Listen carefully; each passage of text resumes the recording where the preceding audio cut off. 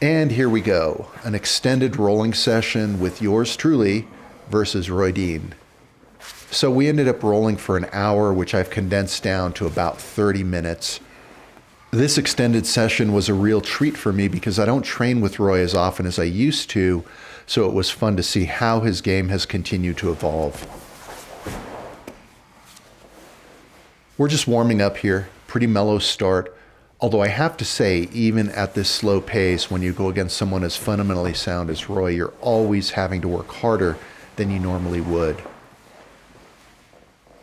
Roy is very good at constantly disrupting what it is that you're doing, forcing you to use more energy than you would like to. When you're watching two people grapple, it's hard to see where those points of pressure are, but you can certainly feel the pressure against someone like Roy. Roy's trying to get past my guard here.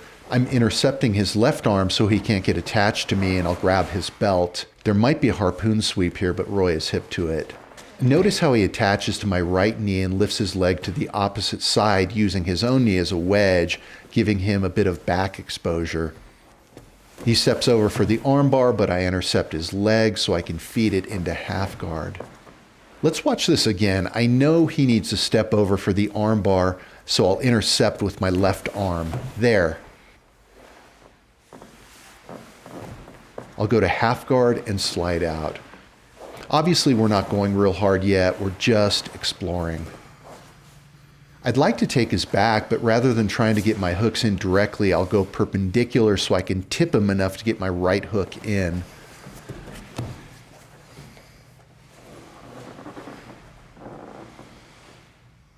But of course, Roy stays real heavy on my left leg to deny the second hook.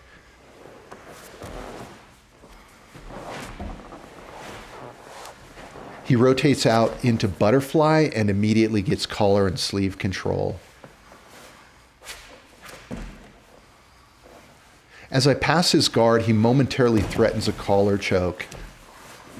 I continue advancing to knee on belly to mount, but Roy is ready to tip me over as I transition. He's using his shin to block my hamstring and backstep over to side control while simultaneously grabbing my wrist to set up a Kimura attack on my left arm. I'm trying to defend, but he's going to flatten me out, and I manage to clear my elbow so he lets it go. I'm going to pummel and get to side control so I can recover. Here's a little butterfly kick out that I do to set up a sweep. I'll push Roy away, which lets me sit up so I can get leverage to sweep. Now it's my turn to pass Roy's guard. I'm going to try to pin a leg and find an angle, but Roy's got those long, sticky legs that are always attached. And he lifts in order to scoop underneath and grabs my ankle for a waiter sweep. I'll try to pummel to get to the back, but Roy is already setting up a Darce choke. I need to be real careful here and keep working to deny his leverage. And he lets it go. And there's my chance to get to his back.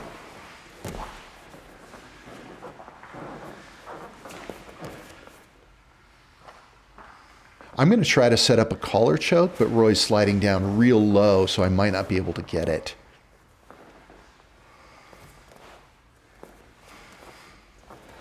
And he's out, so I need to bail. Maybe I can bait a guillotine as he comes up. Nope.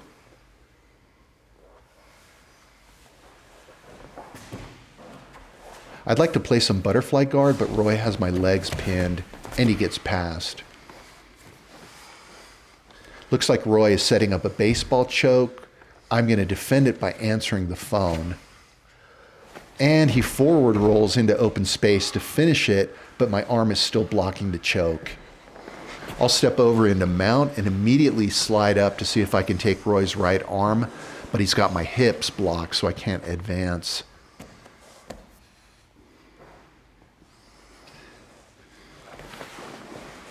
Back to the arm, but I'm feeling unstable, so I'll go to knee on belly and try to bait a guillotine as he comes up, or maybe set up a choke.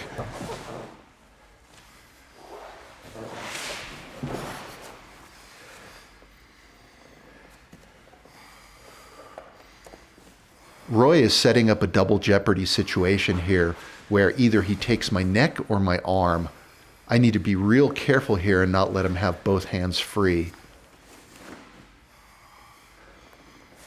I'm just controlling his left arm so he can't advance his attack, and I'll try to use my knee to bump him off of me. There's a little bump. And another. Roy tries to backstep to regain the offensive advantage, but I intercept his legs with my hooks and retain his belt to prevent his advance. Looks like Roy is going to try to flatten me out so he can get to side control to attack my left arm. I really want to come up, but I'm a little stuck here. There's the opportunity to come up, and I managed to leg pummel past. That was a nice move. A little hip switch on my way up, and now I'm on top. Now I need to get past Roy's knee line, but he's not going to make that easy. He's playing a bit of spider guard with his hand in my collar. Roy climbs up to threaten a triangle choke, but instead he finishes me with a loop choke. Very nice. Let's look at that again. The triangle choke ended up being purely a distraction. I ignored the hand in my collar until it was too late. Roy's a master at setting up double jeopardy scenarios where either choice is bad. Okay, we're more warmed up now. Roy goes to half guard bottom.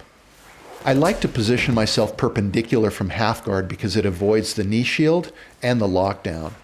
See how I'm punching my left arm under his knee? I'm also trying to cross face him. This is kind of a cradle position that I like to use from half guard to pass. Instead, I overcommit and he butterfly sweeps me.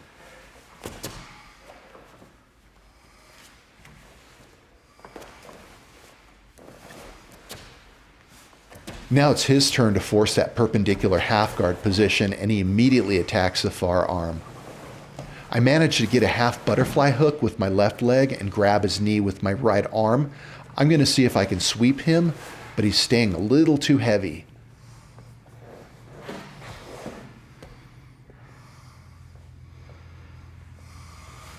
And he backsteps out. My hooks aren't long enough. He's almost past my guard, but I'm staying on my side with my strong underhook. I might be able to slip to the back, but Roy recovers. Now it's my turn to pass. My passing game tends to be based on pinning my opponent's knees, and I like to use my head and shoulder to pin the hips. Roy does the right thing here by moving away to clear space so he can get his hooks back in. And here's another double jeopardy situation. Roy gets collar and sleeve control, making me think he's planning to either choke or attack the arm, but instead he sets up the hook sweep. Then he immediately pins my guard open with his shin, and he pins my left wrist. Roy is excellent at setting up the next move in transition. He backsteps to side control while he continues to attack my left arm for a possible kimura.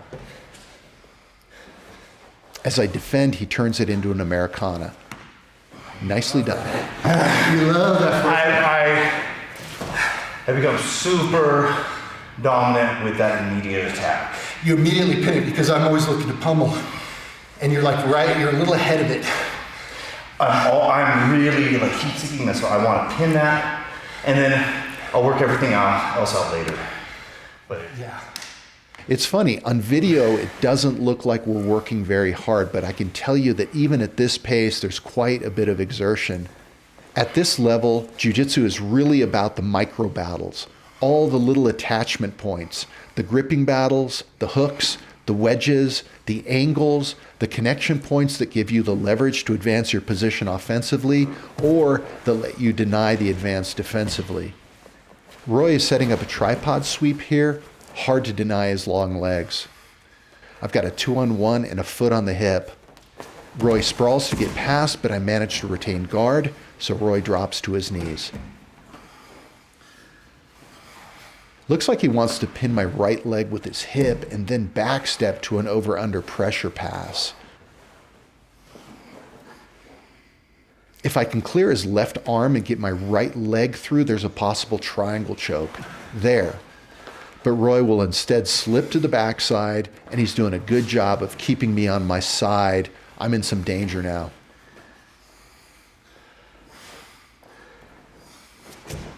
He steps over to take my arm, but I defend, so he switches to a topside corner control situation. If I'm not careful here, I'm going to get triangle choked. Again, the micro battles. I'm attached to Roy's left leg to deny the triangle while simultaneously trying to get to a point of leverage where I can come up.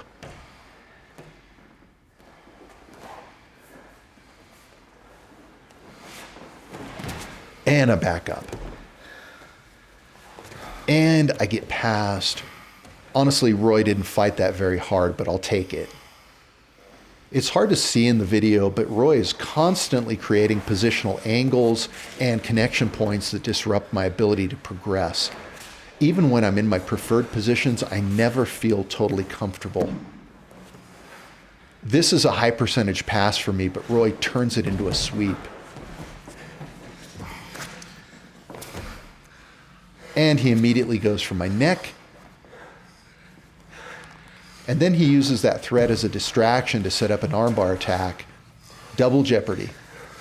My left arm is in real danger now, so I need to clear my elbow. Left arm is safe now, but he's still on the hunt, so I need to hide my right elbow as well to avoid the armbar or the triangle choke threat. There, I've got two arms in, so I'm safe and I can come up. And the battle resumes. Roy wants the scissor sweep, but I'll stay heavy on the top leg and attach to his hip to deny it.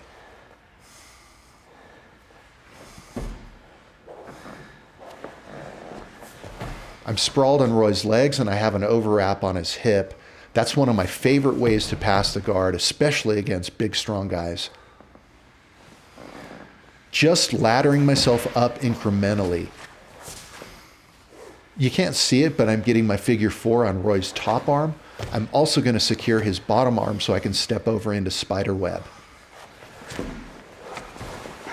Roy wants to come up and clear that elbow, so I'm pulling in hard with my heels to keep him in place.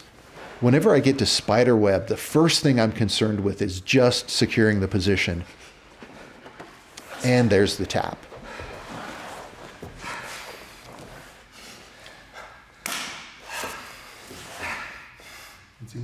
I made a comment to Roy here that it seems like I shouldn't be breathing as hard as I am. This is why grappling is a difficult sport to watch. It's hard to see the exertion, it's hard to see the points of pressure, and it's hard to see all the micro battles.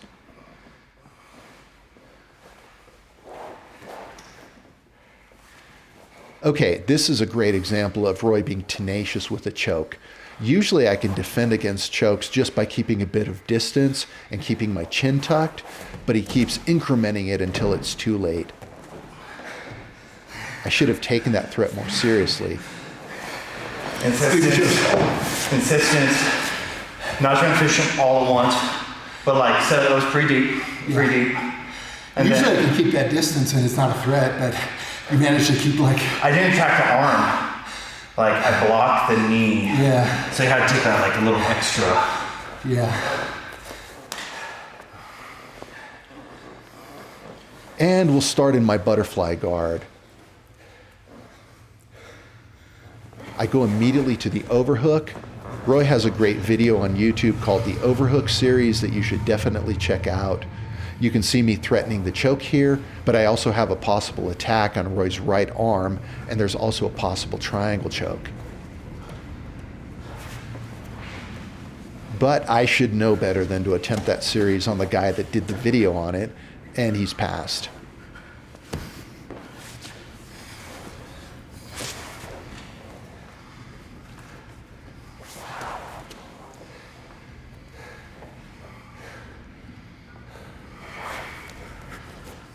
Roy loves that knee on belly choke setup.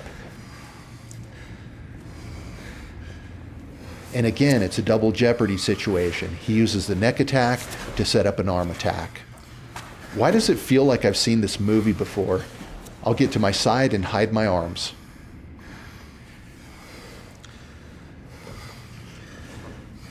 I'll scoop underneath into a deep half guard situation so I can come back up, but Roy immediately gets a figure four on my left arm so he can sweep me back over into a Kimura threat. I'll defend and he catches the straight arm lock.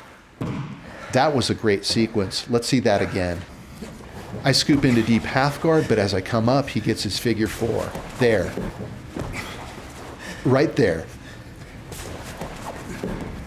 And now he can sit back and sweep me, riding his momentum over so he can attack for a finish.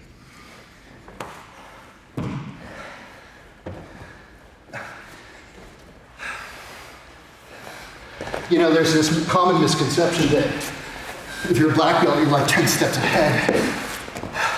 But really, you just have to be a little bit ahead. Just that next, you're at the next thing. Yeah, especially if you have a more skilled opponent, then they might be able to break the rules. Yeah. You know, against a white belt, of course, you know the whole sequence. It's like, Yeah. they'll probably do this inept thing or, Right. you know, but when it comes to someone who's like purple brown, you're ahead, but maybe two steps, or like the counter to their movement and then the counter to that reaction. Right. Back at it, starting from my closed guard.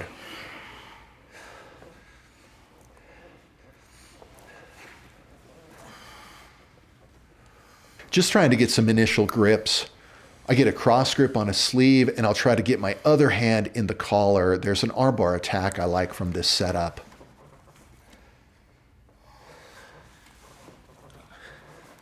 Roy has a possible collar choke I need to be careful with here. As he comes up, I'll get my foot on his hip to see if I can climb up to the arm attack, or maybe see if I can switch to a sweep. But the minute I open my guard, Roy is ready to intercept my left leg and pin it open.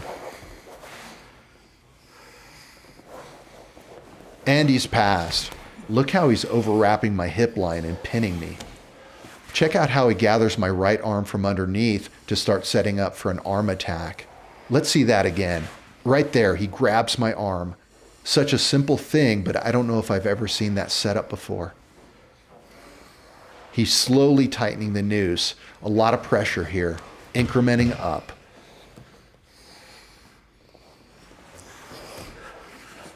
I need to hide that arm. I'll grab his lat. There's a possible sweep here if I can tuck underneath. Roy gives me a little space to turn away, but I'm still in danger, so I need to be real careful here with my top arm and my neck. I'll get to turtle, but Roy is on me like glue. Roy wants my back, but I'll take a single leg and drive with my shoulder, but Roy tips me to my back and starts attacking my neck. I slide out, but he's back on top.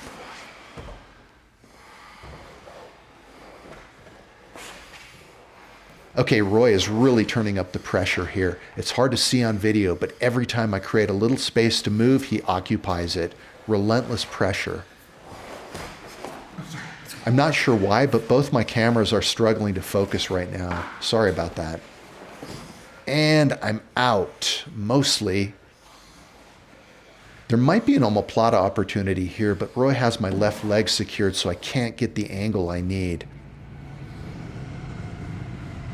Nope, I need to bail on the attack. Of course, I let go a little too late. The never-ending strategic dilemma in jiu-jitsu is when to let go of something that isn't working. Roy loves that reverse knee on belly back step. And he gathers the near side arm for the finish. Nicely done, Roy. Okay, now we start in Roy's guard. I feel like he's trying to set up a sweep, so I'll pin his right arm to prevent him scooping under my leg.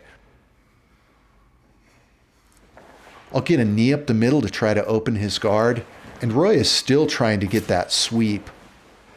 I'll go to combat base, then try to stand, which I think is a mistake against Roy's long legs, especially since he's got my sleeve secured. And there's the sweep. Long legs. Notice Roy is holding my guard open with his elbow and with his control of my sleeve. The entire battle right now is whether I can get control of Roy's sleeves and my legs into position. There we go, marionette guard to a triangle setup. I tried to kick his knee out, but that was a mistake on my part because it let Roy control that leg. Let's watch it again. I like to kick a leg out when people defend the triangle because it drops them onto their side, but Roy dropped his hip onto my leg to defend, which prevented me from locking up the triangle choke, and it gave him control of my leg. Thwarted again, and now Roy's on the move.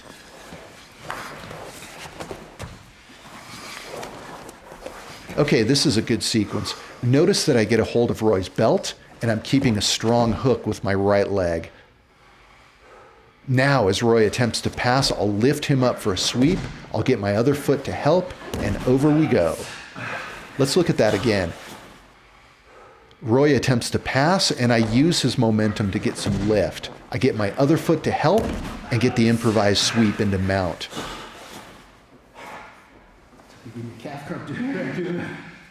Okay, now I'm on the hunt. Windshield wiper to knee on belly. Roy gets to his side, so I start setting up a collar choke. He kicks up to his elbow, but I stay on the neck for the choke. But he rolled out to defend. I start attacking that near side arm for a possible armbar, but he does the Heisman and then changes direction toward my back. I adjust and he goes for a single leg. We scramble and I end up on his back. And he rolls me using the oldest trick in the book, and now I'm on the bottom. And I'm tired now. I'm just gonna rest here. Maybe I can take a nap.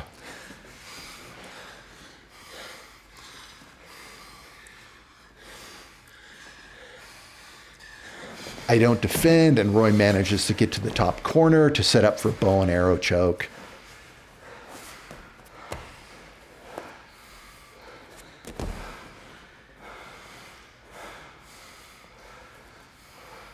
This is interesting. I'm hiding my head to deny the bow and arrow. Look how Roy switches to the opposite side to finish the choke. And there's the tap. That was cool. Yeah, it's awesome. Man, your choke game is good these days. You know, now that I don't train with you all that much, I see these big leaps in certain things. That you used to kind of do it before, but it wasn't as deadly. Like, you didn't have that, just that commitment to keep probing that. Absolutely. I'll give up on it. I have enough energy to move into something else. Now, I don't have as much energy, so I'm like, no, this is the most efficient route. Yeah. To stay on it.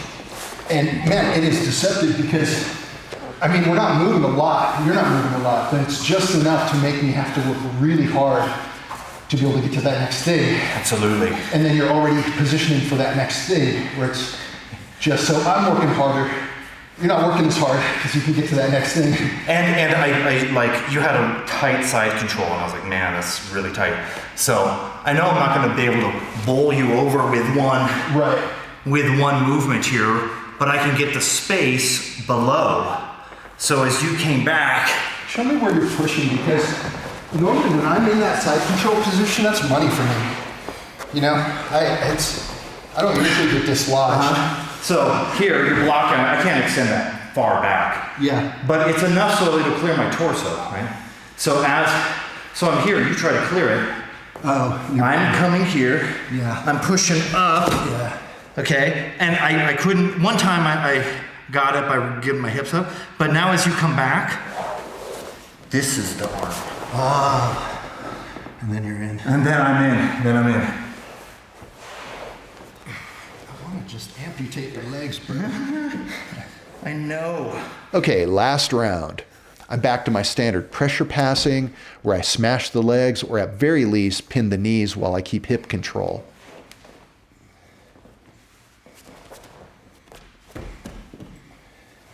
Now this is really good. Roy comes up into the pass. This is counterintuitive because it seems like he's giving me his back, but as soon as he has the opportunity, he's going to grab my right sleeve there. And that's what prevents me from fully getting to his back, and it gives him the possibility to get to a headlock position as he reverses me. I stay aggressive here and manage to get my hooks in and start taking his back. He defends by going shoulders to the mat. I'm going to scissor my feet together to prevent him from coming up. As he tries to come up, I'll pivot around his torso to get back to the back. I'm trying to set up a choke from the top corner, but he gets out and rolls to his knees, and I follow. He goes for a double leg and hops past. We end up in this odd north-south situation.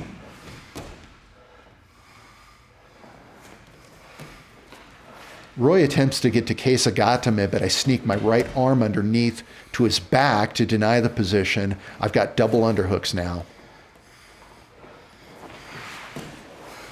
Usually I can bridge myself out from this position, but Roy is staying very heavy near my hips, and you'll notice he has my gi tail to prevent my escape. Looks like Roy is setting up a step over choke with my gi tail. That's a favorite finish of mine as well. Instead, he switches to knee on belly, and I'm just trying to find a way out. Roy pins my wrist, then he blocks it with his knee for a possible topside triangle. I think I'm hiding my right arm to deny the triangle.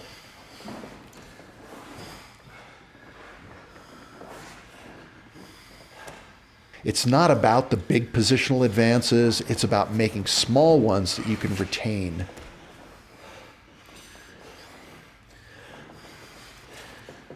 Roy decides to roll through, and I come up. I'll get a hold of his legs to see if I can set up a pressure pass.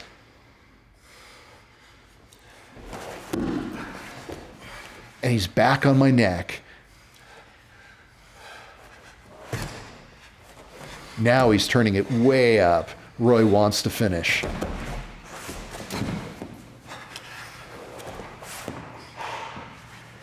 And there's the triangle choke.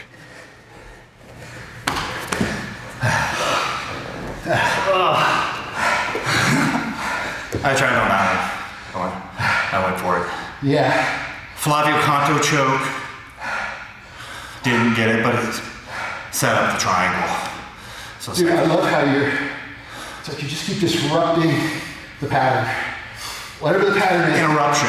You keep interrupting it. Small interruptions to where it's just enough. It's just enough to keep moving yourself. Dude, that's stifling, man. You are freaking stifling.